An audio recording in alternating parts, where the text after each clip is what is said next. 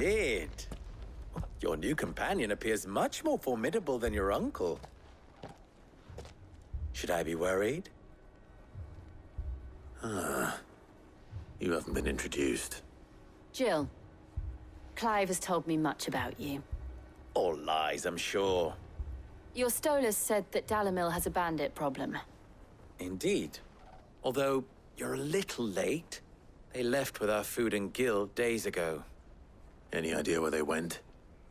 The desert's a big place. Your guess is as good as mine. But the fact is, I have more immediate concerns. What did you say to me? What did you say? Ah, as if by magic. Let's just say we've yet to reach a consensus about how to solve Dalamil's little problem. And at this rate, it won't be the actions of the bandits which prove to be our undoing. It will be our own. Now, I've tried reasoning with the dissenting parties, but even the Desert Hare has limits.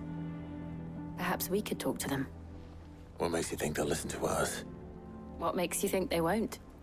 She makes a fair point, Sid. And you won't have wasted much of your precious time if you fail. They're just across the courtyard.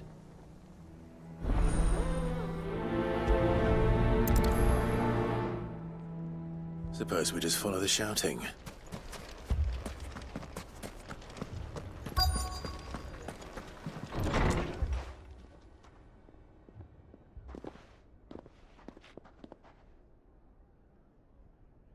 You wouldn't talk like that if it had been your men whose throats were slit. Blood for blood, it's the only way. We hire mercenaries and have them mount the bandits' heads on our walls as a lesson to the rest. And what happens when those mercenaries are slaughtered like your men? Are you going to hire more? We're better off using that coin to buy food and supplies. If we hire mercenaries, the only thing we're buying is the bandits' ire. And you cannot fill empty bellies with that. Do you hear me? But what happens when they come back? Maybe it'll be your throat that's slit. That's enough. Both of you. Any more of this and I'll throw you out myself. Come back when you're ready to talk like adults.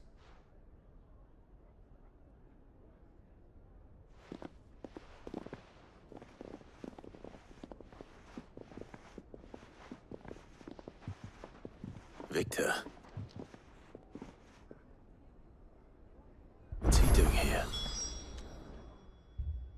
Sid. And Lady Jill. What brings you here? I was about to ask you the same thing. Costness is in chaos, and the markets have all but ceased to operate. The Briar's Kiss here in Dalamil is the only place I can reliably obtain supplies. I was here to do just that when Master Lubor told me of his troubles. He thought I might be able to talk some sense into these fools. But if you're here, I suppose his patience must be waning. Who are those people? Those were the thorns in Lubor's side. And the reason this place might be headed the same way as Costness. It's these accursed skies. The darkness is enough to drive a man to madness. Or an entire city, for that matter.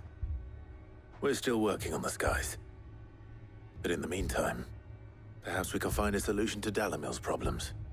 I hope so. For all our sakes.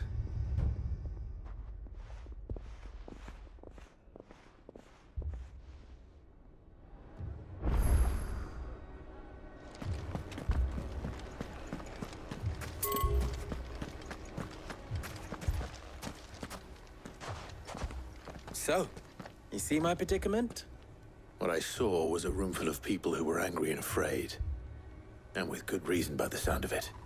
But if left to smolder, that anger and fear could set the entire town alight. My thoughts exactly.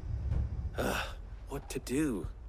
Both sides wish to protect their homes and livelihoods, if only they could agree on how. But as long as they are divided, we are vulnerable. And if there's one thing bandits like, it's an easy target. What would Sid the Outlaw suggest? Well, if it were my namesake, He'd let them choose for themselves, and be on hand to pick up the pieces when it all went wrong. That sounds like a recipe for disaster. A recipe for disaster is precisely what it is. But perhaps that realization would be enough to make them question the ingredients. While it's plain neither Conrad nor Natalie will countenance the other's proposal, it may still be possible to make them doubt their own,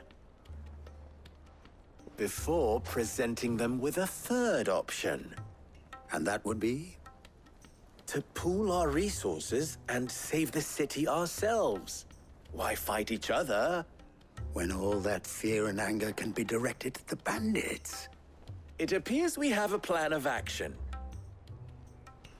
Victor, pay Conrad a visit. See if you can't convince him of his folly. I'll speak with Natalie. As you wish. Your faces are not well known in this town. That may prove useful. Don't worry, Victor and I will do most of the talking. You need only play along. Play along. What he means to say is yes.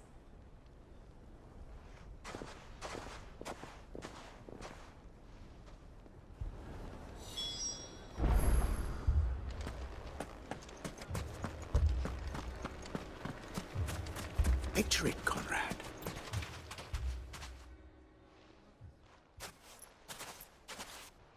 Ah, here she is. The Lady of the Spear herself. Conrad, may I introduce you to Jane, commander of the Red Wings, the oldest mercenary guild in the Free Cities. A pleasure, my lady. The pleasure is all mine. As I told you, I summoned the commander here from Canver to inquire about a contract. Victor says you told him no. That there aren't any men left to hire. Is that true? True as the crystals cracked. Nobles came and claimed every last one worth his salt. And not just from us Red Wings. You know of the 7 high houses. There must be 2 swords assigned each one. Granted, we have a few boys left. If it's boys you're looking for. Well, Conrad, are you saying that Dalamil's finest cannot defend this town better than a gaggle of unblooded striplings? That a band of beardless youths could better avenge the deaths of your brave men than you yourselves? Absolutely not. We'll show those bastards who they're dealing with.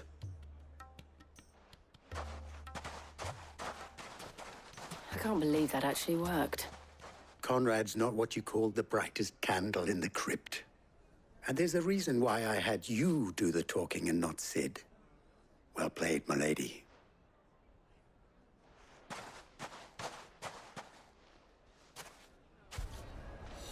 Then let us band together and show these brutes that...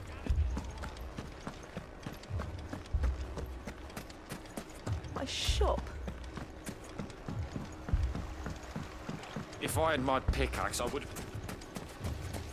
I mean, it may still be possible to buy something. Ah, here he is now.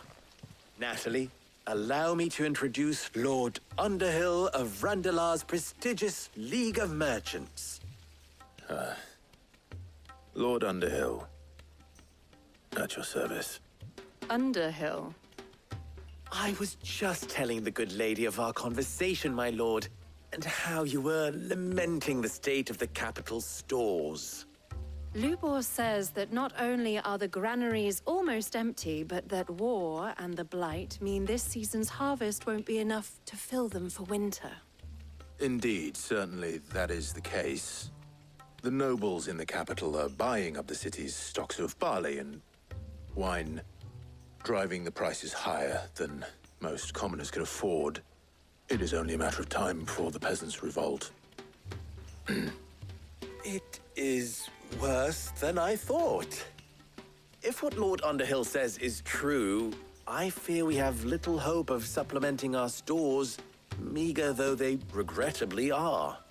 And while I applaud your endeavors to dissuade our more bellicose citizens from seeking vengeance, I sense Conrad is not wrong in his assessment of the bandits' likely return. Which means that now, more than ever, we will need to secure what little we still have. Food, weapons, herbs, everything. If our humble town is to endure not only this hardship, but those that are certain to follow, we must stand united. All right. If it will help to protect my home, I'll do it. But you needn't have gone through this charade.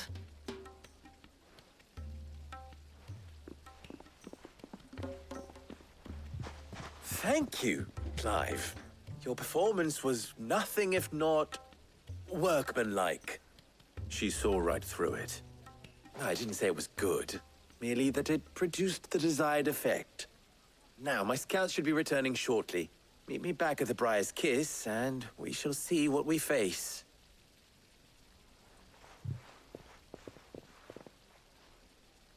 I'm not convinced our roles in this ruse were entirely necessary. I don't know. Conrad seemed quite taken with you. Mummy, I'm scared. Oh, I'm ruined.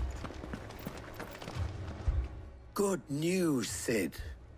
Both Conrad and Natalie have somewhat gracefully accepted their new roles.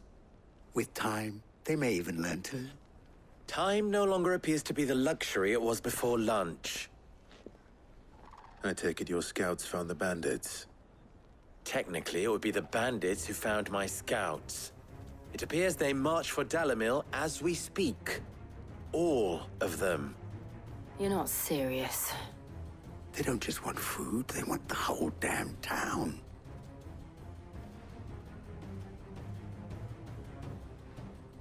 I have a favor to ask. I'm told the bandits march in two groups, one from the south and one from the desert, in a move doubtless intended to stretch our already gossamer-thin defenses. Very well. Jill and I will meet those from the desert. But what of the rest? The rest, my friend, the city shall fight. Together. The stakes, I concede, are high. But if this does not unite Dalimil, nothing will. That is a lot of faith to put into those who had their hands around each other's throats but a moment ago. Then it will be for us to see that their hands are kept occupied. And I do mean us. I thought you might say that. We'll hold them off for as long as we can. And we will do the same.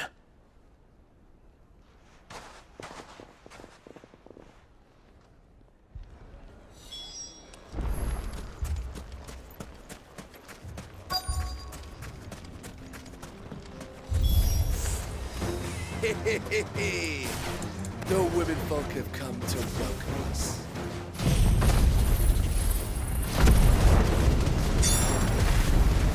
I'll take that one. He's all yours.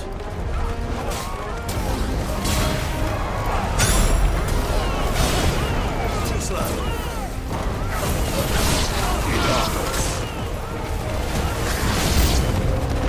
They mean to overwhelm us.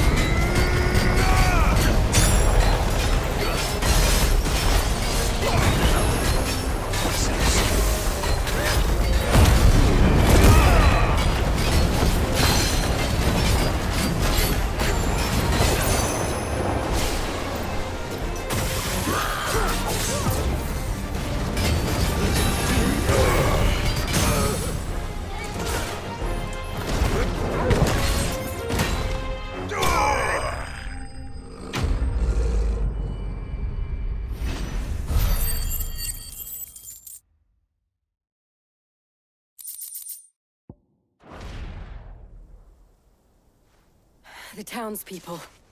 Could they have held out? I don't hear any fighting.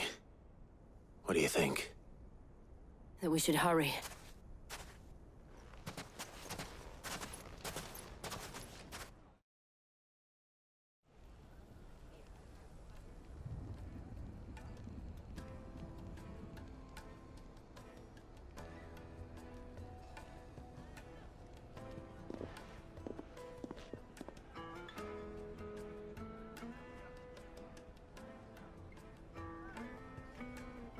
Natalie, I owe you an apology. You did well out there. The inn would have been lost had you not held the line. Without you, there would have been no line to hold. You saved us, Conrad. You saved Dalimil. We all saved Dalimil.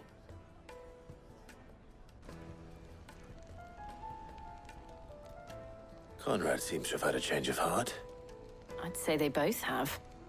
I take it from your presence that our visitors from the desert won't be joining us either. Pity. The plan worked, Sid. Granted, it only took an army of bloodthirsty bandits at our gate.